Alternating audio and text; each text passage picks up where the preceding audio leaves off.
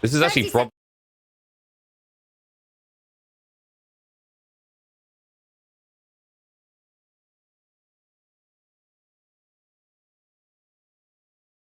Is to just be able to actually shut out the Monkey King early on. This hero doesn't have much way in the way of armor, so you can actually just right click him out of the lane pretty quickly.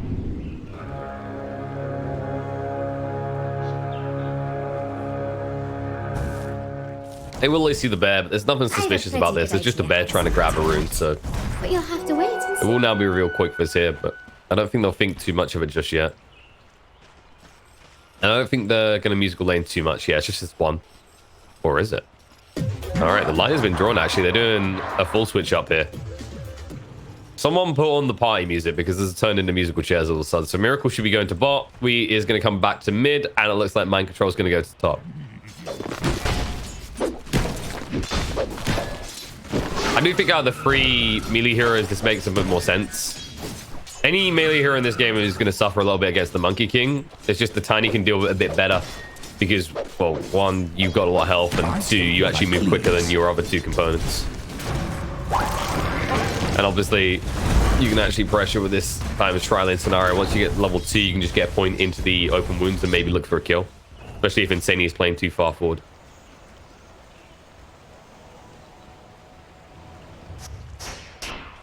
Boxy already has 2 as well. So they're going to leave Mind Control alone. I don't know how long you want to commit to this bot tri-lane. I feel like letting your Slardar suffer like this is a bad thing. And in fact, your Slardar might just die at this rate if he's not careful. They won't die for it.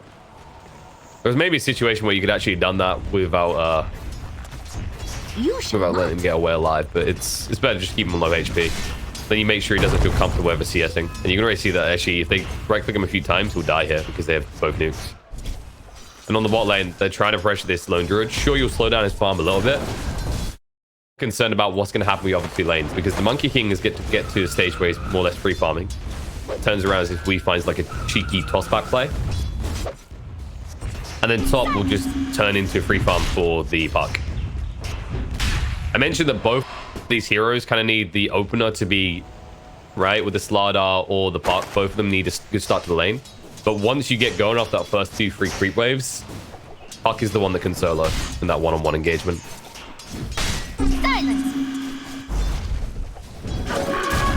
It looks like they're giving up on the pressure. They're actually going to bring Kuro around.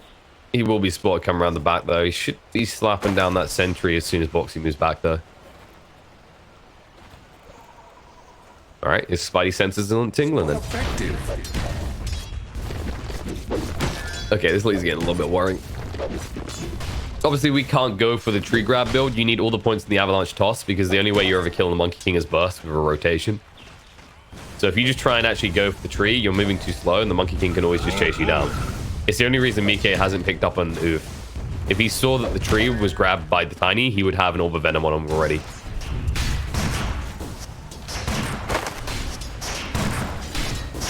You actually see how easy it is for a puck at this point. Double Fairy Fire, still has loads of regen, can just burn it through Koros even though he's this strength hero and doesn't have to give a damn.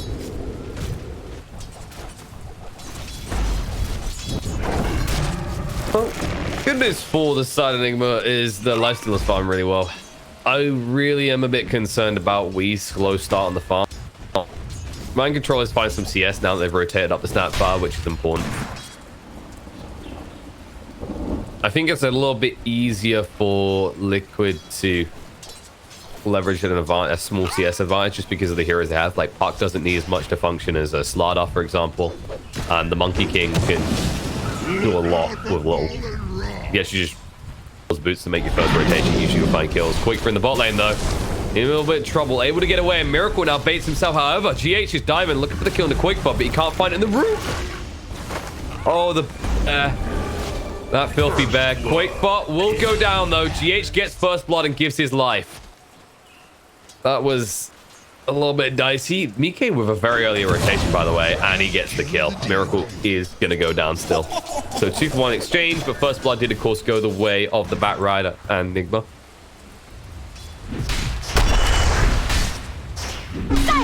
Boxy's actually willing to take a lot of harassment here. Understandable to an extent. King Puck, obviously you get decent value out of those tangos, and you're going to force the salve out of mind control and response. That rotation was a little bit of space for Wheat to get some gold, though. That's what I will say. You still, yes, you get the skill into Miracle, but you're going to rotate, and they're just going to do the same as you can already see in the mid. GH, however, if he goes down, this is looking nice. The Frost Blast is slowing him down. They decide against it as we rotate. Avalanche. He's still too slow. All right, he'll toss them on top of each other with harassment, but he wishes he had boots right now. Especially now that he's playing on the outer lanes. That's where you can actually do some stuff with that. I do like the fluidity Liquid is trying with these lanes, though. And as I... What? Okay. Wee's gonna live. You look away for a moment. That probably shouldn't have been a kill. The only thing I can think of is they let too many sticky napalms build up, and then they got double flame breaks back into the arms of Wee. That shouldn't be happening necessarily, but it's one of those things you can get caught out by. A good back rider can screw your lane like that. All of a sudden, Wee has a game. His lane was a little bit rough. His start was a little bit mediocre on the CS side of things, but with that double kill, he's feeling pretty good right now.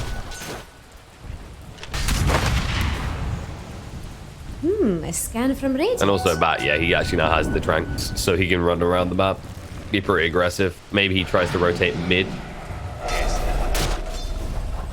I'm not sure either of these mid is actually killable at this stage, though. Like, Lone Druid himself is actually tanky, has the Raw. Now, Miracle on that life stealer up to over 1,000 HP, has a buckler as well. But, however, there can be a fight. Avalanche toss onto free, a lot of damage done, but now they're going to turn around on the Wii. Needs to move away quickly. They're just trying to tap him down, but they don't have the balance strike anymore, so he'll get off. Power tiny, ladies and gentlemen. Just basically be a ridiculously tanky behemoth of health. I think we go for the phase as well, so this lane should do less damage to him. When you actually think about their damage output, it's on the side of Liquid, it's definitely going to be mostly physical, because you can have the Monkey King, you can have the Lone Druid, who's likely building the Deso build this type of game, and then also you're talking about Puck, who, while you have magical damage, your right click's going to be pretty fearsome early on, so even if there's a rotation there, it's more threatened by the right click side of things. Talking about Puck, Mind Control has actually just been given all the space he needs. I think they left the Puck alone too long, and now we're seeing the results. Like, you're falling behind on XP, you're still getting decent CS, but now Mind Control's up at 33 and 7, surpassing the Puck. Shaker. Oh boy, boy. Oh no. Sadie will go down. Tiger's Courier will get sniped out. The creeps will probably kill Tiger. Mike is hiding in the tree line. It's backfiring quick. Mike just has to get the hell out of here quick. We'll be able to do so just in time. The Avalanche wouldn't go deep enough. But all of a sudden, Nigma are the ones who have Liquid by the balls a little here. They're still farming reasonably well, but these kind of kills that you're hemorrhaging, this is a very volatile lineup. And with the Slaughter having a good start, it'll all come together pretty quickly. And Boxy, he's just gone and away just in time. Whew. A little bit too close for comfort. Looks like Liquid are going to try and actually pivot around the Puck, though. The most logical play they have, because you do have the Dream Coil available, just stick Mike back in a situation where it's probably going to be the one-on-one, and you can already see the quick falls back to the jungle. But Nigma were quick to anticipate this. They've got a deep ward already, so they can see everything that's happening around that area. They know when people are patrolling through and when people are coming through. Miracle in the mid lane. Why not that swinging arm? Tiger will block him off, but he'll just try and stand and fight. But there's so many heroes here from Liquid. If this doesn't work, it's going to be a lot of time wasted. The cookie in, Wee looks for a kill. The toss on the spot, and they get the Monkey King instead. Responding number for number. Every time Liquid shows up with these aggressive moves, Nigma is just looking to match them piece for piece. And I also just noticed our Zoom is being... Alright, I'm going to have to redo my config file because it doesn't work. Boxy's going to have to rethink his life because he's just gone. There we go. That should deal with the fast zoom for you guys.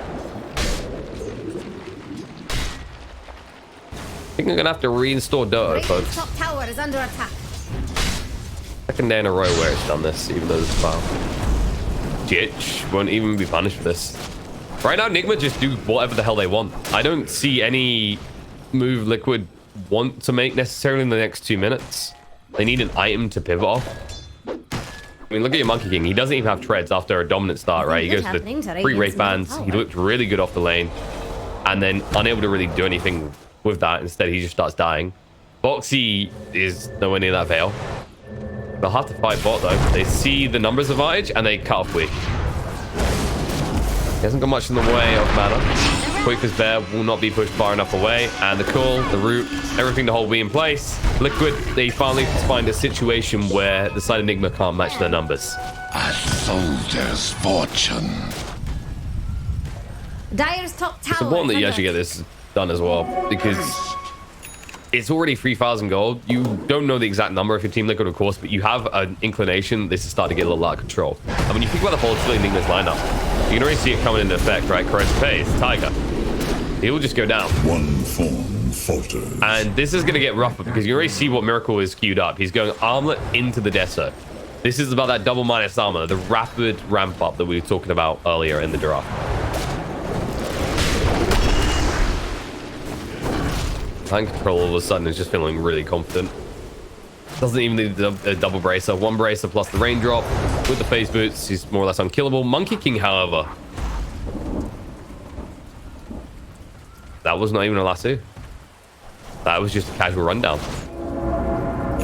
This is getting mighty problematic. And over here, We've seen why Monkey King can be forced, but we've also seen over the years why it can be a fragile hero, right? Where if you fall behind a little bit, it feels like your game is over. You need someone to kind of, you know, beat you a kill or two, get you back in the game. Kisses out, Qualifier, just gone. The fissure was too late to save the day. Kuro might go down, but mission accomplished in his eyes. He's done what he needed to. Well, that's happening. There is a movement round. Nigma are wrapping behind the side of Liquid, and they brought all their forces, and they see it. They'll move in the trees. Might be able to get out. And here's a fortification from Radiant. But if they commit like that, toss in. Boxy will dodge out.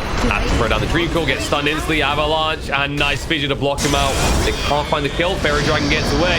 Tiger's gonna get dragged. Sister Gates count that out, so GH can't move away quick enough. And all of a sudden, Quick for rushing the bear over. With the fear coming out, will allow him to get the kill. Tiny still here. Avalanche toss across, not able to kill anyone. Just make sure that he's not going to be the next hit on the list, and does create the space that Miracle takes the mid tower. A little still favorable for the side of Nigma because they did get their hands on that tier 1 in the mid, and the gold exchange, while in the battle, favors Liquid a little bit. You're going to see a situation where you're not that 5,000 net worth lead, and these item timings are going to be pretty crucial. You're going to need something very soon on the side of Liquid to pivot off, just give you this high leverage in a fight. Monkey King at least does have the treads now, but he's nowhere near this Echo Saber. He needs someone else to funnel the food down his throat. Maybe Boxy. If he can complete this Veil, that might be the bridge gap they need. You can just see that Wee is constantly on the hunt. He doesn't really care as much about the farm side of things. He's just trying to connect with kills. He understands his role in this game isn't to be high on the net worth. It's to be high on the kill charts. Echo Slam bot. Big target found. The one that is farming is Miracle. And instead, he's going to start farming heroes. That was an Echo Slam with no follow-up. Foxy will get out. Or will he? He hung around to try and save Insignia's life for his captain, he says, but for his captain, he'll die. There's no escape from that. Puck will go down. Double kill for Kuro. And it looks like it's going to be 3 dead as Insania is being chased onto by Wee with the DD. With the cross phase there as well. One Punch Man has arrived. Dire's top tower has some Radiant shaped problems. And Liquid just are seemingly crumbling a little. I say a little. It's Jax thinks Radiant's bottom tower. It's definitely feeling discombobulated. That Echo Slam is meant to be your hoorah, right? Your big moment that inspires you to take a good fight. But it comes too soon. They're not able to get in quick enough. And all of a sudden, things are turned around onto Qualifier as well. He thought it was an easy kill onto an old lady just waiting at the bus stop. And instead, she just gets in the driver's seat and runs him over. Radiant's bottom tower is under attack. We in the mid lane. Green call. This would be an amazing kill if they can get it. But he's so goddamn tanky. He's wasting a lot of their time. Will still go down as the reinforcements can't get there in time. Liquid just start basically trading these kills. And when you're this far behind, any trade is going to be favorable for you. Yeah, you lose your lone druid. Sure, he didn't get the life stealer, but who cares? The tiny is worth just as much at this point.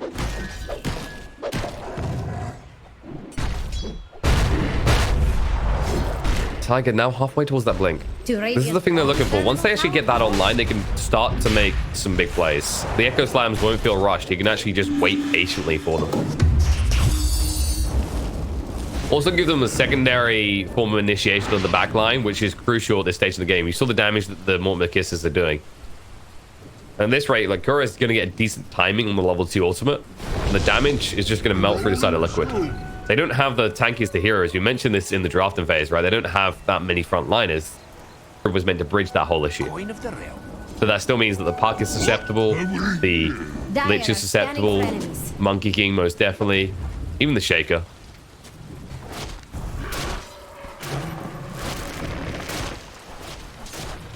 And then when you look at items on the other side, Life still now has that armlet. He's almost got the Desert complete. This is when they can just go straight into Roche. They'll want to pick off before they do it, but once he has that Desolator complete, they'll probably try and pick off the Shaker or force an Echo Slam usage, and then once that happens, Nigma can just go into the pit.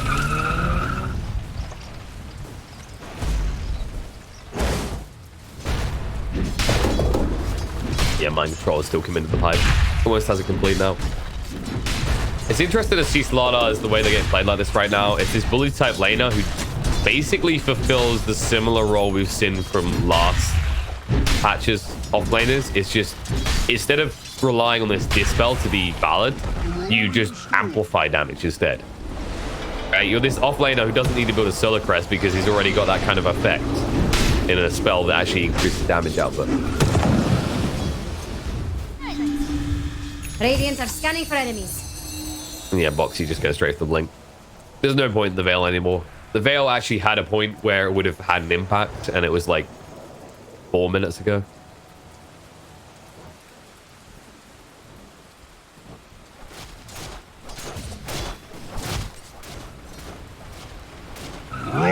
What does we want to do next? He didn't go for the blink build, he went for the drums. So he's just looking to run in. They're just looking to kind of overwhelm Liquid as they do that in the bot lane, Fun Puck. That was the blink reveal from GH. That's him a nice kill. A little bit, a crucial moment when he was just about to get the goal for the blink dagger. And straight into the pit they go. That's a good enough pick off, they say. The Deso now complete. Corrosive Haze at level 2. Roche is paper. Nigma are the shredders.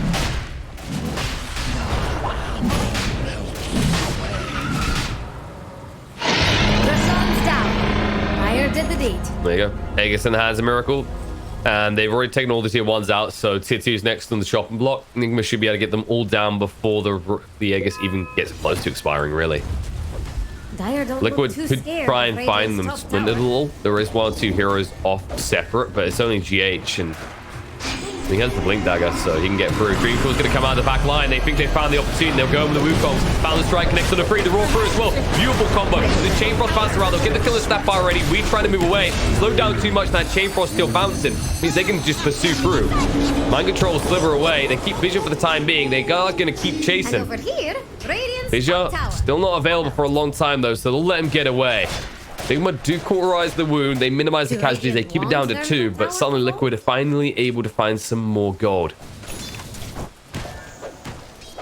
Much needed as well. When you got these blink daggers coming out, right, the Shaker's picked up, here's the Puck is picked up, you're feeling like you should be achieving max impact.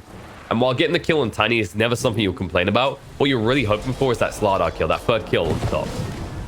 As it's a huge reveal of double blink, you feel like you should actually be able to do more with it. The Nigma really are that far ahead.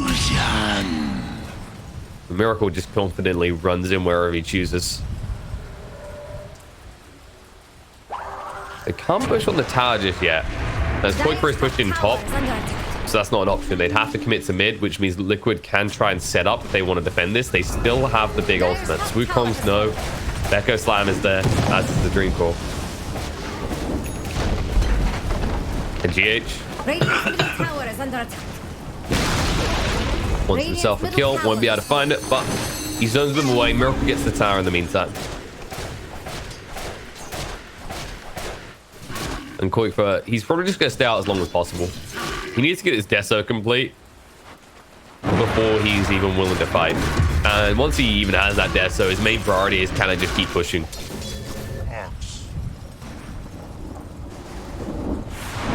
That's for mind control. Yep, straight into Blink. After you get Blink, in this type of game, a BKB wouldn't be a terrible idea for the Slardar, just so you can chase into the back lines.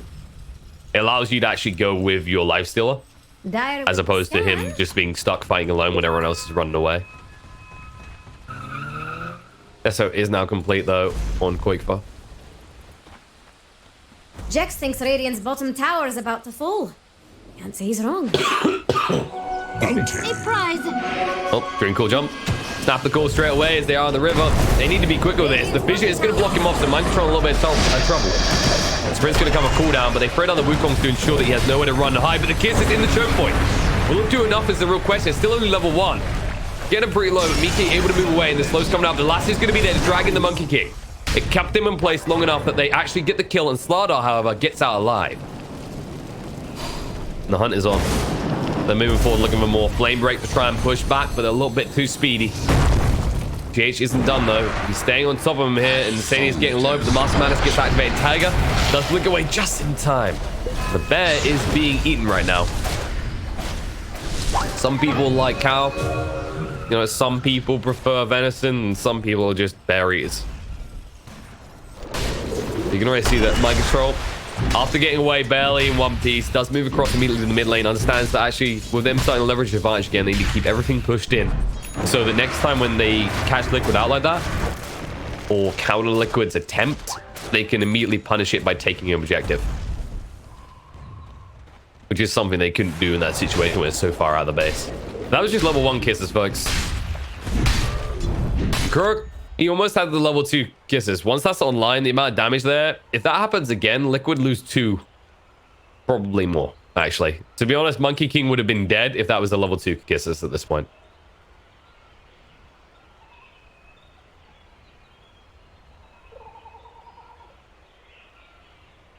Quick little pause. I think this is actually one of the things that makes Snapfire feel so lethal as well. I feel as if the map we're getting a hard priority around these kind of choke points, right? You've got these stairs around Roche that we saw time to time again before they removed these shrines here. Even around the Roche area, it feels pretty tight, pretty snug. All these areas you funnel into on the map, like this has always been a thing with the base. And then you've got this hero, right? Which absolutely loves the choke point. And Liquid are playing a lineup that really wants their opponent stacked, right? You've got the Dream Call, you've got the Echo Slam, you've got the Chain Frost. You want to try and force them into a brawl scenario and funnel them in. But that means that you're usually chasing in pretty rapidly yourself, and you get caught out as a result. Tiny, however, will be caught out rapidly by the side of Liquid. Trying to move away, he is tanky, but there will be a Dream Call to ensure he can't escape. The reinforcements coming in will back off, as they were happy to just take the tower top, of course. Dire don't look too scared. Where's the TP in, though? They got an Infest Bomb ready. They actually want to fight this, despite the fact they don't have the tiny 30 seconds. Jump in, jump out, quick pop, get shaken about, and he's just back into the base, immediately dead for 45 seconds. Mike looking to make his escape. Doesn't actually jump into the tree in time, has to throw out the Boundless Strike. Will still get out. A little bit dicey for him, though. Liquid will just return to tending to the lanes. They got punished immediately after they shoot their aggression. And Aegis has been reclaimed now. The Miracle is a slightly more vulnerable target. I say slightly because at this stage in the game, he shouldn't really be going down. Heaven's Halberd, 2.2k HP with the armlet off. And plenty of ways to save him, whether it's a toss out, whether it's the stuns being thrown on top of him to zone away his opponents. And then when you're talking about stuns, like where is the magic community? When's it going to come? Because you can actually see the next priority for Mike is, okay, he sees the issue around being squishy. That's not what he's tending to. He thinks the issue is more damage right now, so he's going for the Diffu. And then Koi for trying to get a little bit more lockdown, going for this Basher build. Double damage. So then you are very much relying on how good your Dream Calls can be, and how on point Tiger's going to be with these fissures to cut up the fights with the Echo Slams to control your opponents. As Nigma are likely in a scenario where if they just wanted, they could go double magic immunity and then just... It looks like mind control isn't sure what he wants just yet. He wants the death maybe, or is it the other way around? Jump in, Tiger got him 3 hits. Mike threw down the Wukong, so mind control down to half HP, but all of a sudden Mike, he's feeling the pain. He can't find his life steal, he's too goddamn strong. He'll get the life steal, but it won't make any difference. You can't reign supreme of the life stealer himself, as 4 are dead now on the side of Liquid. We're going to make it 5 as they run into the base. Foxy will move away just in time. They didn't quite cue that correctly, so they weren't able to infest bomb on top of him. But this is going to be Buildings dying, and they're going to die quick. Bottom tower is under attack. We finally escalated towards high ground. This is what we were saying in the previous fight. Is the reason that Nigma couldn't do this is because Liquid would actually bring the aggression out to the map. But the moment that Liquid are back on the defensive, if you give them this opportunity, they're just going to work with it. And Mind Control, what looked like a whoopsie attempt at a crush, ends up baiting the side of Liquid into jumping on top of him. A 2.5k HP hero with a pipe complete. That's never likely to go well for the side of Liquid. And this is the thing, they're just trying to scale up raw damage to outdo their opponents. They don't have a Spirit Vessel builder. They don't have that advantage in this type of game. And they can't really decide whether they want to. I mean, if you could, who would you build it on is the first factor. But even if you did, it doesn't address the lifestealer issue. You just need more lockdown, more damage to kill him off. And he's the core aspect of Nigma's damage right now, as we saw in that last fight.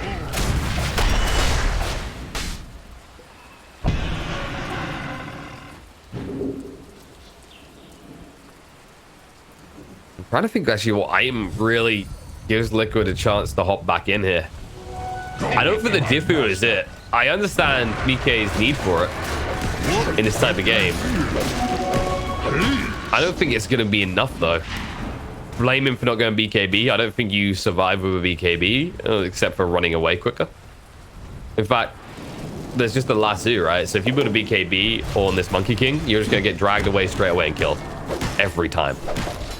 You could argue bulking up, but right now, like, the raw HP element isn't going to help you as much. At least with the Diffu, you're getting a decent amount of agi, so that's just scale your armor up a little bit more. Which is a concern. You need to be above 20 armor by default. And even then, yeah, they've got a lot of minus armor. They get minus 20 to you. But you just, it's not the hero that's going to build, for example, an AC. You don't scale on the health front enough to feel good about it. Not to mention the fact you have a lone druid, which is more likely to build it any day of the week. Radiant's top tower is under attack. And Liquid, time to tend to the siege. As Miracle moves on in, and with a 16,000 net worth value. Echo Slam jump in, Lash is going to come up. Interrupts the interference, and straight away they just turn on them. They're going to lose 2. Buyback comes out the Monkey King, but the Shaker is down and dead, and the Kiss is zoning the rest of Liquid away. It just looks so simple for the side of Nigma. They just run in, they just tank everything. They look at the side of Liquid, and they go, "You're toast." And he's going deep. Hunt time. On the spot. Say 2 more hits. We're doing the Wukong's going down. The root's going to come out, but look at this. Miracle just runs in deeper, forcing them away. Insany's already dead, and Mikke not feeling safe in his own home. Miracle will have to move away, though, because he's starting to feel the pain a little bit. Will infest in the GH and just retreat. That doesn't mean he's done here. They still have an advantage. They use most of their spells on the side of Liquid. Now they need to actually be careful. Tiger goes in, stun control, really able to move away in time. And Quake was Bear trying to fight up here, but Slimmering Crush is going to cross. Final Strike through, connects on the multiple heroes, but Miracle's unleashed again with a rage. Tiger's going to go down. Dead once more for 30 seconds. Mikke is also going to fall, and GG's going to be called as Nigma, they've reversed this around. They're going to be the ones taking game 1 this time around, and if this series looks anything like this first game, it might end up being a 2-0 in their favor this time.